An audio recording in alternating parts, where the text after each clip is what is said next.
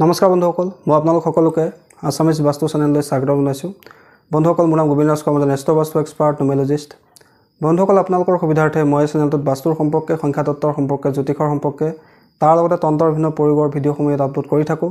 গতিকে যদিহে আপোনালোকৰ মোৰ চেনেলৰ ভিডিঅ'সমূহ চাই ভাল লাগে, অনুগ্ৰহ কৰি মোৰ চেনেলটো ছাবস্ক্ৰাইব কৰি ভিডিঅ'সমূহ লাইক কৰিব, কমেণ্ট কৰিব আৰু যিমান পাৰে শ্বেয়াৰ কৰিব।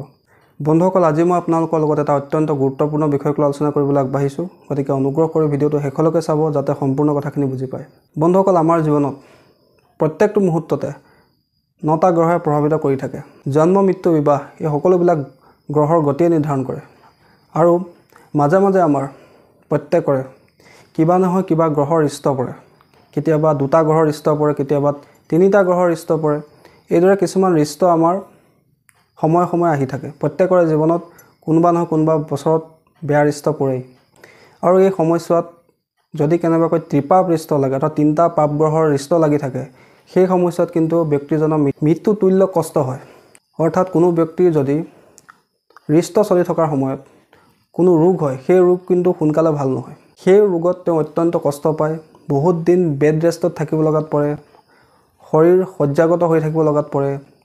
এনেস্থলত সেই ব্যক্তিজনৰ সেই মৃত্যুতুল্য কষ্ট দূৰ কৰিবৰ কাৰণে আমি কি উপায় কৰিব পাৰোঁ, সেই বিষয়ে আজি মই আপোনালোকক ক'বলৈ আগবাঢ়িছোঁ। বন্ধুসকল, আমাৰ প্ৰত্যেকৰে সদায় ভাল দিন নচলে, কেতিয়াবা কেতিয়াবা আমাৰ বেয়া দিনো পৰে।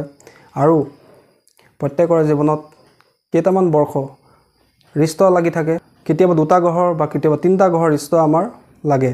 বন্ধুসকল, এই ৰিষ্ট চলি থকা সময়ত যদি কোনো ব্যক্তিয়ে গ্ৰহৰ ৰিষ্টৰ কাৰণে মৃত্যুতুল্য কষ্ট ভোগ কৰে, তেন্তে সেই কষ্ট তেওঁ দূৰ কৰাৰ আমি কি উপায় কৰিব পাৰোঁ, সেই বিষয়ে আজি মই আপোনালোকক ক'বলৈ আগবাঢ়িছোঁ।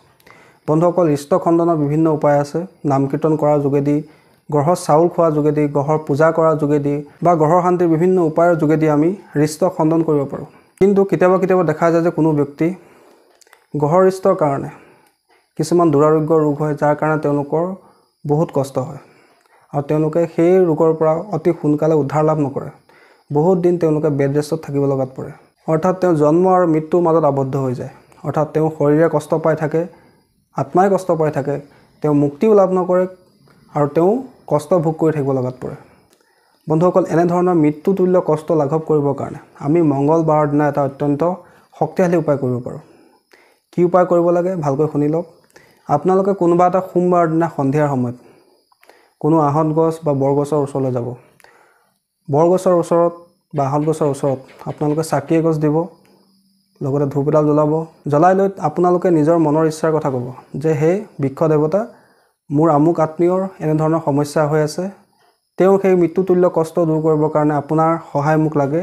মই কাইলৈ ৰাতিপুৱা আহিম, আপুনি মোক এই ক্ষেত্ৰত সহায় কৰিব লাগিব। আপুনি মোৰ লগত গৈ মোৰ আমুক আত্মীয়ৰ এই মৃত্যুতুল্য কষ্ট লাঘৱ কৰিব লাগিব। সেই বুলি কৈ আপোনালোকে পিছলৈ নোচোৱাকৈ ঘৰলৈ গুচি আহিব।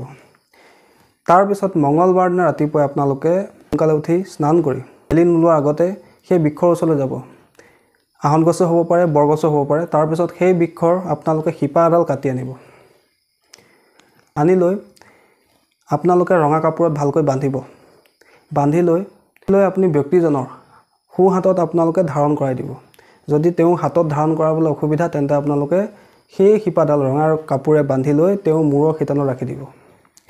বন্ধুসকল, এই উপায়টো এটা অত্যন্ত শক্তিশালী উপায়। আপোনালোকে এবাৰ কৰি চাব। যদি কোনো আত্মীয় আপোনালোকৰ এই ধৰণৰ মৃত্যুতুল্য কষ্ট ভোগ কৰি আছে, তেওঁৰ না মৃত্যু হৈছে না তেওঁ কষ্ট কমি গৈছে, দিনক দিনে তেওঁৰ কষ্ট বাঢ়ি গৈ আছে, কিন্তু তেওঁৰ শৰীৰে কষ্ট পাই আছে, আত্মাই কষ্ট পাই আছে, তেওঁ আৰোগ্য লাভ কৰা নাই, সেই ক্ষেত্ৰত আপোনালোকে তেওঁ সেই মৃত্যুতুল্য কষ্ট লাঘৱ কৰিবৰ কাৰণে এই উপায়টো কৰিব পাৰে। বন্ধুসকল, এই উপায়টো আপোনালোকে একবাৰ কৰি চাব, নিশ্চয় ইয়াৰ পৰা আপোনালোকে ভাল ফল লাভ কৰিব। বন্ধুসকল, আশা কৰিছোঁ আজি আপোনালোকে গম পালে, যদি কোনো ব্যক্তিয়ে গ্ৰহৰ ৰিষ্টৰ কাৰণে, ত্ৰিপাপ ৰিষ্টৰ কাৰণে মৃত্যুতুল্য কষ্ট ভোগ কৰে, তেন্তে সেই কষ্ট দূৰ কৰিবৰ কাৰণে আমি কি সহজ উপায় কৰিব পাৰোঁ, সেই বিষয়ে আপোনালোকে গম পালে। আশা কৰিছোঁ আপোনালোকৰ এই ভিডিঅ'টো সম্পৰ্কে জানি ভাল লাগিলে। আশা কৰিছোঁ আপোনালোকৰ বিষয়টো ভাল লাগিলে।